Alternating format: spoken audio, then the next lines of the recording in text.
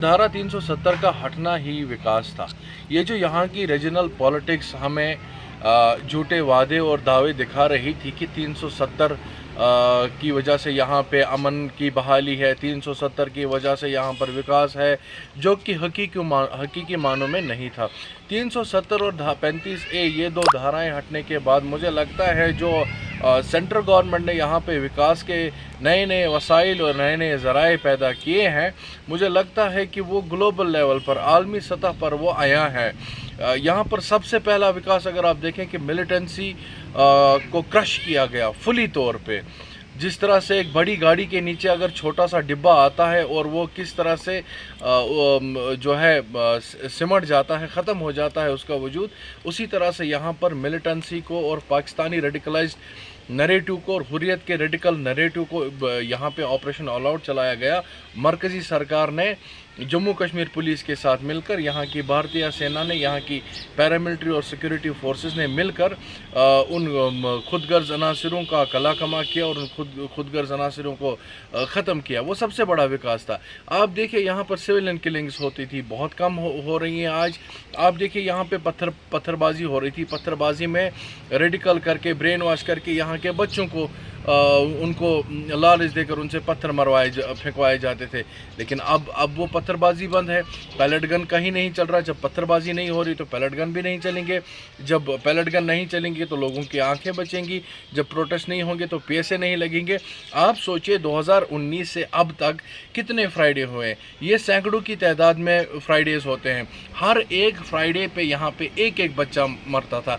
आप मान लीजिए कि अगर 500 से 600 फ्राइडे हुए, उन 500 से 600 फ्राइडेज़ पर कोई प्रोटेस्ट नहीं हुआ, कोई बच्चा नहीं मरा, किसी की आंखों में पैलेट नहीं लगा, कोई भी पुलिस वाला मॉब लिंचिंग या पत्थरबाजी का शिकार नहीं हुआ।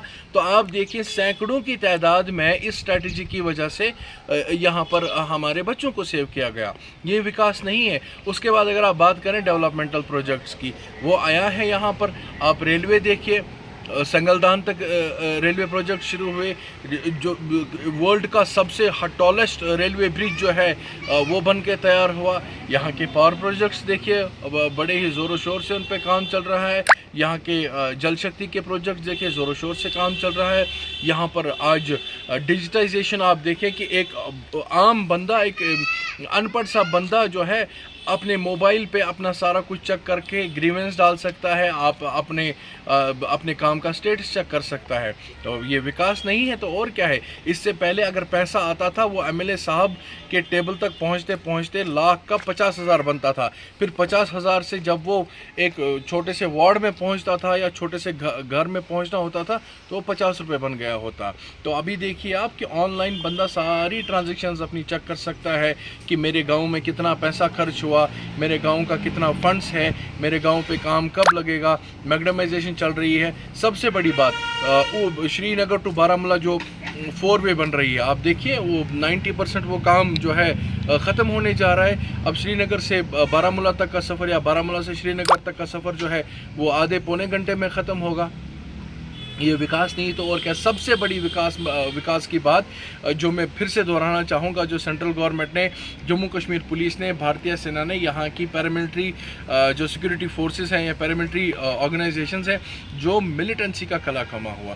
जो आजकल अगर आप किसी भी पत्थरबाज से पूछें कि वो पत्थरबाजी क्या थी, वो कहेगा कि वो एक बुरा सपना था। अब मैं उसकी तरफ नहीं जाना चाहता हूँ। कौन बच्चा आज फेसबुक या सोशल मीडिया पर रेडिकल नैरेटिव चढ़ाता है। आप देखिए परसेंटेज, बच्चों के परसेंटेज की तादाद 90 है, 85 है, 96 है, 99 पहुंच गई। नीट में देखिए जम्मू कश्मीर के बच्चे सबसे ज़्यादा आगे हैं। आप देखिए एनडीए में या बाकी सारी कॉम्पिटिटिव एग्ज़ाम्स में कश्मीर के बच्चे सबसे ज़्यादा आगे हैं। Jammu Kashmir police recruitment rally है, उसमें हमारे बच्चे सबसे ज़्यादा जाते हैं। सेना की रैली होती है अग्निवीर, उसमें हमारे बच्चे सबसे ज़्यादा आगे जाते हैं। तो ये जो इस 370 को, इस धारा को धार बनाकर जो है यहाँ की रीजनल पॉलिटिक्स है, चाहे उस पार की पॉलिटिक्स हो, चाहे यहाँ जम्मू कश्मीर की लोकल पॉलिटिशियंस हो, वो इस धारा को धार बनाकर यहाँ पर पेश करते थे और कश्मीरी बच्चियों को, यहाँ के बुज़ुर्गों को बहला फुसलाकर इस रेडिकल नैरेटिव के तहत चलाते थे और ख़ुद उन पर हुक्मरानी करते थे। एक रेडी वाले को जो अपना दिन का 500 कमाता है, उसको रद्दी भर भी फर्क नहीं पड़ता भाई कि धारा 370 और 35 है क्या है। उसके लिए व्हाट मैटर्स इज मेरा दिन की दिहाड़ी चले, हड़ताल ना हो, पत्थरबाजी ना हो, मार्केट बंद ना हो। एक दुकानदार जो कर्जे में बेचारा डूबा हुआ है, उसको कोई मतलब नहीं पड़ता आज़ादी क्या है, हुर्रियत क्या है, पत्थरबाजी क्या है, अपना हड़ताल क्या है। उसको फ़र्क पड़ता है कि वो किस तरह से अपने दिन का 1000 कमाए, अपने घर को भी पाले, और जिस बैंक से उस बेचारे ने कर्जा लिया है उस बैंक की कर्जे की अदायगी कैसे हो। हम लोग खुश हैं जनाब। आप देखिए ना, आप मार्केट में मेरे साथ चले, आप पूछे लोगों से, अगर एक भी बंदा आपके हड़ताल के फेवर में होगा या स्टोन पेल्टिंग के फेवर में होगा या हड़ताल कैलेंडर्स या कॉल्स के फेवर में होगा, जनाब आपको जो मर्जी हो वो करें।